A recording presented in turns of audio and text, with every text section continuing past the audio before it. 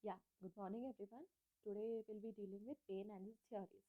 When we are talking about pain, what strikes to our brain is it is nothing but a response or reaction of the body towards the physical injury.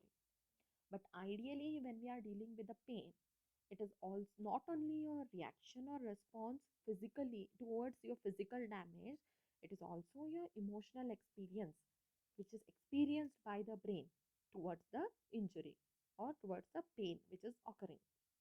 This emotional two concepts, that is your emotional experience and your reaction or response by the brain, is been quoted and stated since so many developments of theories. So let's look into how it was dealt with the pain in the past years, how it originated as a theory, telling that it was just only physical damage. No, it was also in addition to the physical damage along with your emotional experience. So let's look into it in today's class. Coming to the contents, definition of pain, types of pain, pain modulation, theories of pain gate pathway, pain block mechanism. Coming to the definition of pain. According to International Association of Study of Pain, this is a recent definition given in 2020, an unpleasant sensory and emotional experience associated with or resembling that associated with actual or potential tissue damage. As I already told, pain is not only the reaction or response of the brain towards the physical damage alone, it is also your emotional experience. Hence, the definition an unpleasant sensory and emotional experience associated with or resembling that associated with actual or potential tissue damage. This definition was given by IASAP, that is International Association of Study of Pain, in the year 2020. Coming to the classification of pain, depending on location, depending on duration, depending on severity. Coming to the depending on the location. Now this name itself tells that it is somewhere located, and there are so many different locations of pain. Coming into depth, deep, somatic, visceral, superficial, and skin. Coming to the first point, that is your deep. When a patient is coming towards your clinic, if the patient is a case of osteoarthritis, then the patient will not show you or point you out a single point that the point is paining, the specific point is paining. No, he will tell that he will show the entire knee region, or he may show the medial or lateral knee joint line, which is nothing but your deep pain. Usually deep pain occurs from your bone or your joint. Coming to the somatic or visceral. If a pain is occurring from your visceral organs such as kidneys, liver, stomach, it is called as visceral pain. Superficial pain. When a patient is coming to your clinic, in case of trapezitis, for example, he will point out that a trapezius region is paining. So that is nothing but your superficial pain when a patient is pointing out a specific point. Coming to the skin pain, when the pain arises from the skin, it is known as skin pain. Now, depending on the location of the muscle, whether the muscle is lying superficial or deep, there can be two types, that is your deep muscular pain and superficial muscular pain, depending on the duration, acute and chronic. Acute is 1 to 7 days and chronic is greater than 7 days. Duration is a big controversy. Sometimes duration can be stated as acute, subacute, chronic, with duration being 0 to 1 month, 1 to 3 months, and 3 to 6 months. But ideally, the duration varies with the condition. For joint pain, it is different. For fracture pain, it is different. For muscular pain, it is different. And for nerve pain, it is different. Today, we'll just consider for today's lecture, depending on duration, acute is 1 to 7 days and chronic is greater than 7 days, depending on the severity. Uh, Coming to the severity point, let's give an example of VAS, that is your visual analog scale, which is a 0 to 10 centimeter scale, with 0 being no pain and 10 being severe pain and 5 being moderate pain. On the basis of this scale, the severity may be, I tell again, on the basis of the scale, the severity may be mild, moderate, severe classified, for being 0 to 4 or 3 centimeter mild, and 3 to 6 or 7 centimeter moderate, and 7 to 10 centimeter being severe. Coming to pain modulation, this is nothing but how the pain starts, how it travels to brain to get registered as pain. Let's look into it. Injury, when you fall, a person falls or any cut happens on his body, there is some injury which is causing pain. If you avoid that time, then there is release of chemical substance underneath which causes further pain. Now, to understand this as pain, there are particular nerve receptors which take up the signal. We already know what is efferent and what is efferent. Efferent is going towards brain and efferent is coming away from brain towards the peripheral aspect. So, in the efferent, we have something called as nerve endings which pick up all the signals. Let it be any signal, not only your pain. Let it be warm, let it be cold, let it be touch, and let it be your pain. So, for nerve endings for pain are called as nociceptive nerve endings. When the injury happens, the pain occurs, which leads to further chemical substance release, which leads to increase in pain. Now, these signals are picked up by your nociceptive nerve endings. They have to travel to brain via your spinal cord. So now, first nerve fibers which travel to the spinal cord from the nerve ending site is by your A delta and type C fiber. Type C fiber is non-myelinated and small diameter, whereas type A delta fiber is slightly larger in diameter compared to type C fiber but myelinated. We already know saltative conduction theory of the nerve impulse, how it conducts. In myelinated it is quicker, and in non-myelinated it is very slow. So type C fibers carry only 15 pulses per second, but as type A delta fibers carry 40 pulses per second. Once the injury has happened, pain occurs, chemical substance released, pain further more increased, the signals picked up by nociceptive nerve endings. They are further carried to spinal cord by your type A delta and type C fibers, 15 impulses per second and 40 impulses per second respectively. Now, where they have to go in the spinal cord? The relay station, which is located in the posterior horn at substantia gelatinosa and nucleus pulposus of gray matter of the spinal cord. Please remember, this is your relay station. Do not forget the why I told it is relay station is because at this area we can either cut down the pain signals traveling to the brain, or if you don't want to cut down, the brain senses it as pain. So please remember, point 7 in the particular slide is your relay station. Now everything is occurring very smoothly. Injury has occurred, pain is occurred, pain is picked up by your nociceptive nerve ending, travel to the spinal cord via your type A delta and type C fiber, coming to the relay station at substantia gelatinosa and nucleus pulposus of posterior horn of gray matter of spinal cord. After relaying here, they get sensed as pain, and means the substantia gelatinosa and nucleus pulposus understands that there is no other stimulus coming.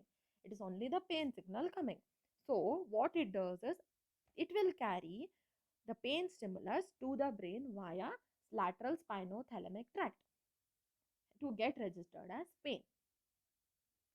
Coming to the theories of pain, there are 8 theories of pain. First one, which we'll be dealing with today, that is, we'll be dealing all the theories today. In that, first one is intensive or summation theory, given by Erb in 1874. The theory is based on Aristotle concept. He who told that excessive stimulation of touch caused pain. He Now the meaning of Aristotle's concept is that when you touch some part of your body excessively, very strongly, for example, if you tie a tourniquet at the forearm end in a very tight fashion, it will definitely cause pain. This is nothing but your Aristotle's concept that excessive stimulation of sense of touch causes pain. Erb maintained that. Erb maintained what Aristotle gave.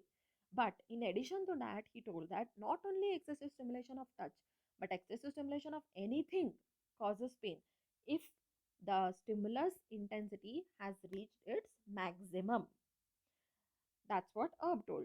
Now there is one more person in the theory whose name is Goldschilder. He further developed the theory in 1894, that is 20 years ago. He told that stimulus intensity as well as central summation acts as critical determinants of pain. He also told that summation occurs in dorsal horn cells. You already know what is stimulus intensity. Now coming to the central summation. Central summation is nothing but summation is your addition. Addition occurring centrally is nothing but your central summation. This is not the definition, I'm just making you people understand. Summation is just addition. Addition occurring centrally is nothing but your central summation. This central summation is occurring at your dorsal horn cells of the spinal cord, our relay station. That's it. Now, what is central summation in relation to the pain? Imagine a patient coming to you after a road traffic accident. He had a very bad fall and no fracture as such. X-ray was all taken, no fracture. He was just told to take physiotherapy. He had a fall on his right, hitting his right shoulder and his right knee. Though the intensity of the pain at right shoulder is greater than that of right knee, still right knee is paining. When he comes to the clinic, he points out at right shoulder and right knee. When you dig into the history of the patient, then he will tell that my right shoulder is more painful compared to my right knee, but both are painful. So both are painful. What we just learned, that pain signals are picked up and then they are traveled to the spinal cord and further travel to the brain as registering as pain. But when the stimulus is higher, we also learned that when the stimulus is higher, according to Erb, when the stimulus is higher, that stimulus is carried to the brain. Goldschilder told that not only the higher stimulus is carried to the brain, all the stimulus is carried to the brain, which are pain. If imagine 1 is your pain at the knee. 2 intensity might be the pain at the shoulder. So 2 plus 1 is nothing but 3. 2 is carried to the spinal cord separately and 1 is carried to the spinal cord separately, where they centrally summate. That is nothing but 2 plus 1, which is going to cause your 3 intensity of pain, which is getting traveled to the brain and getting registered as pain at both the direction, that is your knee as well as your shoulder. This is nothing but your central summation theory. Coming to the second theory, that is your specificity theory given by Von Frey in 1895. This theory is based on different kinds of nerve endings. We already know that in Aristotle concept, he told that excessive stimulation of touch causes pain. Erb told that not only touch, excessive stimulation of anything causes pain. This led to further development. Now, anything can be different things. That is your warmth, that is your cold, that is your touch, that is your pain. But ideally speaking, everything has different receptors because every function is different. Warm is felt as different, pain is felt as different, touch is felt as different, cold is felt as different. Hence, Von Frey told that there are different receptors for different functions. Coming into the theory, this theory is based on the assumption that free nerve endings are pain receptors and other three types of receptors are also specific to a sensory experience, that is sensory function. Warm is experienced as warmth only, not cold, not cold. Cold is experienced as cold only, not pain. So hence receptors vary with the function. That is your sensory experience. Pain was viewed as function of the amount of physical damage alone. Though in our definition, which was quoted by International Association of Study of Pain in the year 2020, who mentioned that pain is sensory stimulus as well as your psychic, that is your emotional experience. In this theory, specificity theory given by Von Frey in 1895, told that pain was a function of physical damage alone. He has not involved anything relating to emotional experience. Coming to the third theory, Strong's theory, who first claimed on emotional experience by quoting the word psychic reaction.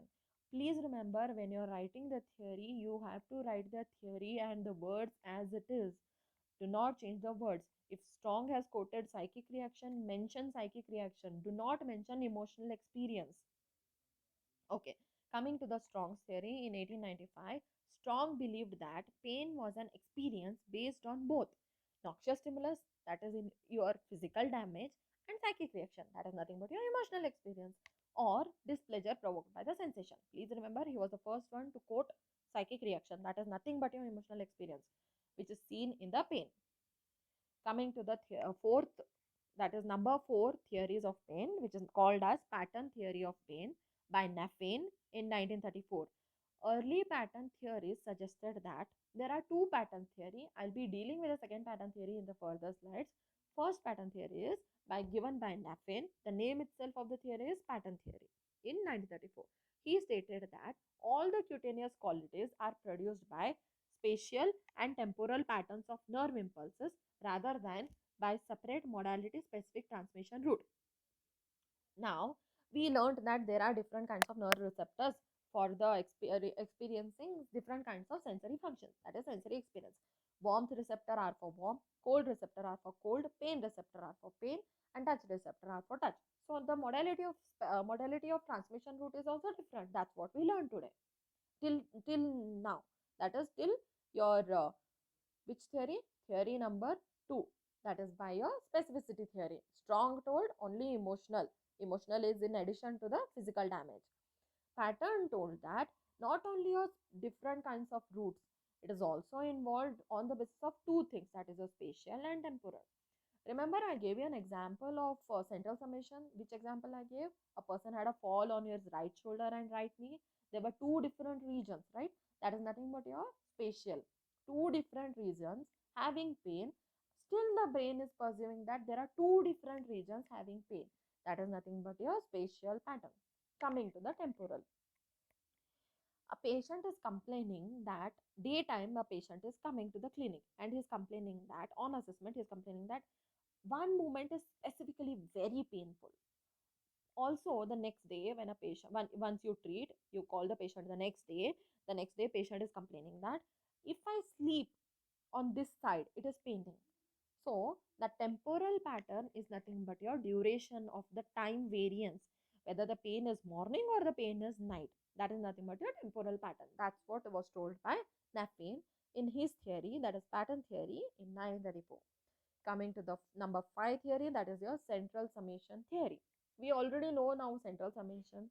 We already know now pain modulation. That is, it has been picked up at the site of injury. It has traveled to the spinal cord via A delta and type C fiber, goes to the relay station where your substantia gelatinosa and nucleus pulposus act abnormally, which is either decreasing or increasing the intensity of the pain, hence carried to the brain if the increase in the intensity is seen, registering as pain via your lateral spinothalamic tract.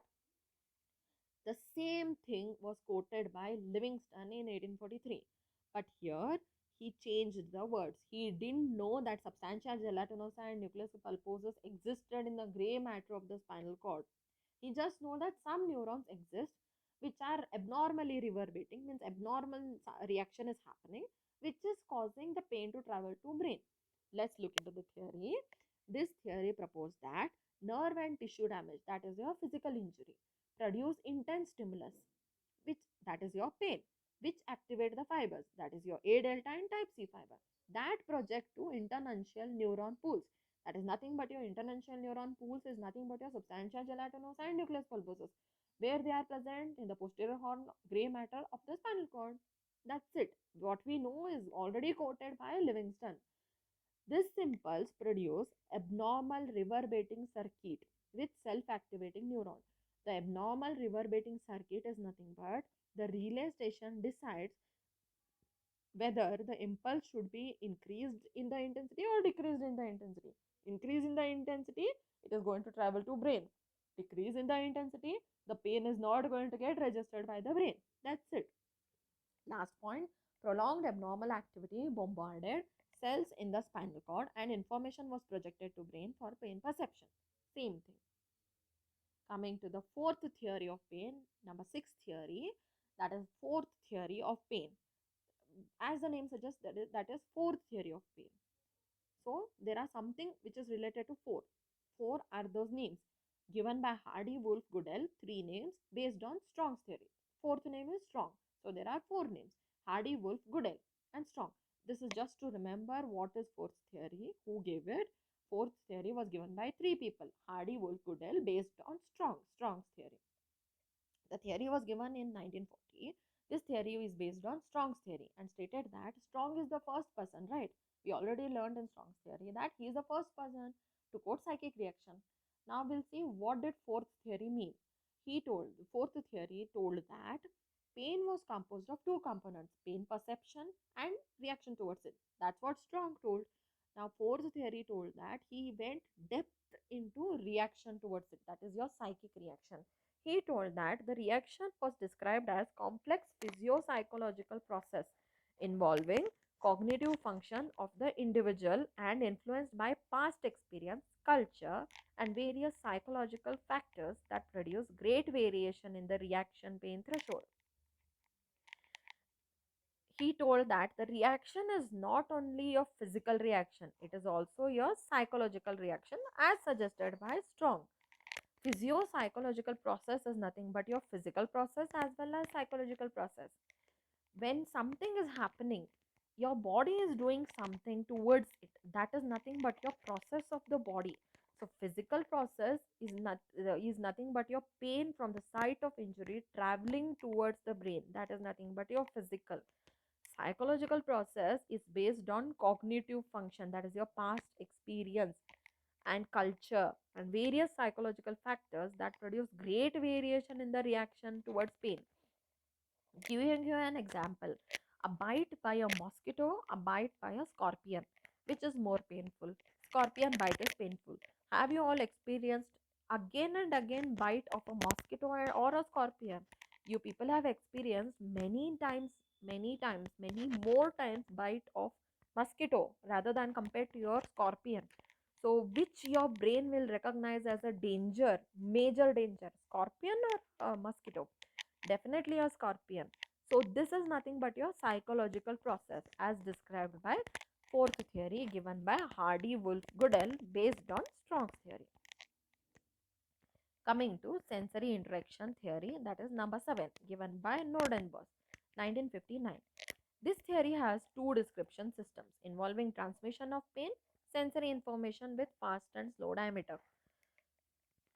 Sorry, transmission of pain you already understood. Again and again I'm going to repeat the same thing, that pain is picked up by nociceptive nerve endings traveled through A delta and type C fiber, among which type C fiber is non-myelinated and small diameter, type A delta fiber is myelinated and slightly larger diameter compared to type C fiber. They go to the relay station. Once the relay station decides that it has to be traveled to the brain, it goes to the brain so that the brain senses as something is paining. This is your transmission of pain. Nordenbos focused mainly on the type of fibers through which the pain is traveling.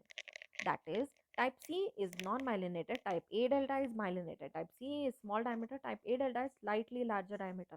But there are some other fibers which are larger in diameter compared to A delta, that is your type A beta and type A beta fibers. Talking about these fibers, we already know the saltatory conduction mechanism occurring in the myelinated fibers. Hence, because of the saltatory conduction mechanism, because of the myelination, the quicker impulse is carried forward compared to the non-myelinated fibers. Now, we also know that the law of the diameter of the nerve, the greater the diameter, more the impulses travel. We also saw that type C fibers, which are smaller in diameter, carry only 15 impulses per second, whereas type A delta fiber, which are slightly larger compared to the type C fiber in diameter, carry 40 impulses per second. Now, I also told you all that A beta fibers are still larger in diameter compared to your A delta fibers. So, they must be carrying more number of impulse per second. So, that's what was told by Nordenbos, telling that slow system composed of unmyelinated small diameter fibers, which was presumed that to conduct somatic and visceral efferents, that is your pain. He just took the example of pain and he told that slow system, which are composed of unmyelinated and small diameter fiber, they carry somatic and visceral efferents, whereas fast system composed of large fibers and was said that to inhibit the transmission of slow fibers, small fibers. Meaning of this is that though your A delta and type C carry pain, the larger diameter carry the impulse quicker going to the same relay station. This is going to inhibit the pain signal that is carried by a small diameter fibers. Last one, coming to the gate control theory given by your Melzack and Wall in 1965. This theory has stated that neural mechanisms, this theory is nothing but what we already learned. We'll just look into the depth. This theory has stated that neural mechanisms in the dorsal horn of the spinal cord act like gate. Neural mechanisms are nothing but mechanism undergoing by substantia gelatinosa and nucleus pulposus, that is at your relay station. That acts like a gate which can either increase or decrease the flow of nerve impulse, that is which can either increase or decrease the pain, the feeling of pain carried by your peripheral fibers, that is your type A delta and type C fiber, to the spinal cord cells that further project to the brain. So first point is clear. Coming to the second point, somatic input is therefore subjected to modulating influence of the gate before it evokes as pain perception and response. Modulating influence is nothing but your increase in the pain perception, pain feeling, or decrease in the pain feeling, which is occurring at your gate. That is your relay station of the spinal cord. That is at your substantia gelatinosa and nucleus pulposus. Larger fibers input tend to close the gate, whereas small fiber input tend to open the gate. Only A delta and type C are carrying the pain. There is no other fibers carrying any sensory stimulation. Then the gate will be opened and it will go to brain to perceive as pain. But when with along with the pain, some other fibers are also carrying some other stimulus. For example, along with the pain, some other fibers are carrying warmth stimulus, which are greater in diameter and are myelinated. So those will reach quicker compared to your pain fibers. Hence the gate is closed that time, and the sense which is perceived towards the brain is warmth, not your pain. So please remember, larger fiber input tend to close the gate, whereas small fiber input tend to open the gate. Descending controls from brain also influence what is experienced. This is nothing but what is coming as efferent, that is going from the brain towards the periphery, also influence what is experienced. Now, as I just now told, that warmth is being carried by larger diameter, pain is being carried by a smaller diameter. They go to the relay station. Now, if the warmth is reaching first, it will be project to the brain first, telling the brain that I have some warm feeling, and the brain will perceive the warmth. And hence, the warmth is only going to get traveled. The experience experienced by the body is warmth. Hence, the brain is telling the body it is warmth, it is not pain. So, don't do anything. It is just going to calm you down, it is going to relax you down. That is nothing but your descending controls from the brain. So this was stated by Melzack and Wall in 1965 under the theory gate control. Pain, now coming to pain gate pathway. We already dealt with gate control theory. We know that relay station, that is the substantia gelatinosa and nucleus pulposus, are acting like gate. If the stimulus is higher in number, it will be pursued first. If the stimulus is reaching earliest, it will be pursued first. Let the stimulus be pain, let the stimulus be touch, let the stimulus be warmth, let the stimulus be electrical. Whatever it is, reaching first is projected first to the brain, and the brain senses that this stimulus is coming. It is not the pain. Please remember this point. Coming to pain gate pathway, given again by Melzack and Wall only in the same year 1965 only, told that if the pain is traveling at certain frequency, for example, I'm just giving an example, pain is traveling at 10 hertz. Application of higher frequency will block the pain at substantia gelatinosa level, that is your at the level of gate. What the first slide told, that larger fibers tend to close the gate. So application of higher intensity is definitely carried by your larger fibers, which will again block the gate. Hence use tends to block it. If the pain is traveled with 10 hertz, tens is a low frequency modality, which is 1 to 100. So in 1 to 100, if I choose greater than 10, for example, your 20 hertz, that is nothing but it will block the pain because it is traveled earlier to the gate level, that is your substantia gelatinosa level. Coming to the pain blocking mechanism, look at the first diagram, that is nothing but your closed gate. Only look at closed gate diagram. So in this blue line suggests large diameter fiber, small diameter fiber is by your green line. Small diameter fibers here, when Melzack and Wall told that it is nothing but your type C and A delta fiber, that is nothing but your pain fiber. Large diameter sensory fiber are nothing but your touch and whatever it is. In the first diagram, please remember I am talking only relating to the first diagram, that is your closed gate. So when we already know that large diameter fiber reach quicker, The transmission cells are your relay station, that is your gate system. Large diameter fibers reach quicker compared to small diameter fibers.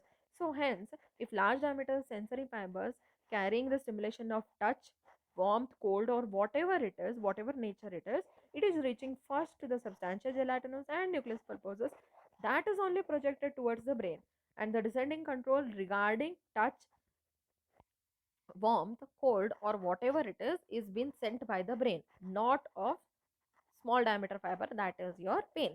Coming to the open gate, now looking in the first one, second one, here large diameter fiber is faded, small diameter fibers is intensified. So here, if large diameter fiber is blocked at this level, only small diameter fibers are carrying, then A delta and type C are anyways carrying, so which will again project to the gate level. There is nothing to block that level. Hence, the projection of pain is carried towards the brain, registering it as pain. This is nothing but your pain block mechanism. Same thing in written format, pain blocking mechanism. Ideally, pain travels via type C, non-myelinated and small diameter, and type A delta, myelinated and large diameter fibers. According to Melzack and Wall, on passing stimulus of higher intensity through the painful area, the same pathway picks up the stimulus when the stimulus is tactile.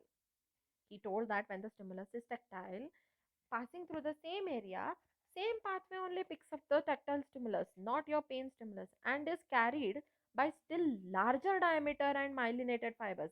That is nothing but your A beta fibers, which travel quicker compared to pain fibers, thus inhibiting or blocking the pain sensation. This is known as pain block mechanism. Reference from where I have taken the entire thing is O'Sullivan book chapter chronic pain. Also have some matter is been taken by your Clayton book related to electrotherapy. So this is the end of the lecture. Thank you.